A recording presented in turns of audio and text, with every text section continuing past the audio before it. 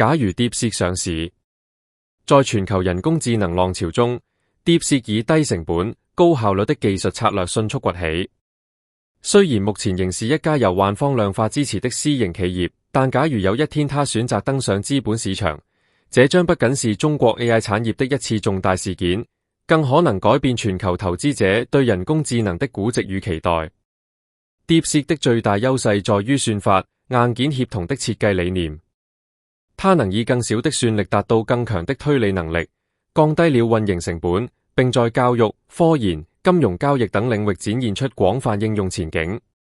這種技術路線不僅提升了母公司萬方量化的交易效率，也讓 DeepSeek 成為發展中國家低成本 AI 解決方案的代表。若能上市，投資者將看到一個兼具技術突破與商業落地的企業。然而 DeepSeek 的局限也十分明顯。它在語音交互與多模態應用上並不擅長，缺乏會說話的能力，使其在消費級市場的競爭力不足。與 OpenAI、Anthropic 等更注重語音與多模態的公司相比， DeepSeek 更像是一個理性數學家，擅長推理與代碼，但距離人性化 AI 仍有差距。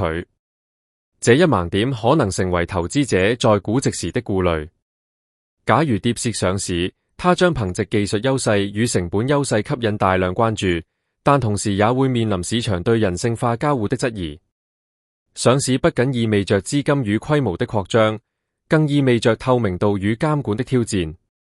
從投資者角度來看， DeepSeek 的估值可能會落在技術型 AI 公司與金融科技公司之間。若以 OpenAI 的估值作為參考， DeepSeek 或許能在8億美元級別起步，但由於缺乏消費級語音產品，其市值上限可能受限。市場反應則可能呈現兩極化，看好者認為它是效率革命者，謹慎者則擔心它難以打入大眾市場。免責聲明：本文僅為學術與評論用途，並不構成任何投資建議或財務建議。所有關於 DeepSeek 的描述基於公開資訊與合理推測，實際情況可能有所不同。投資決策應由讀者自行判斷並承擔風險。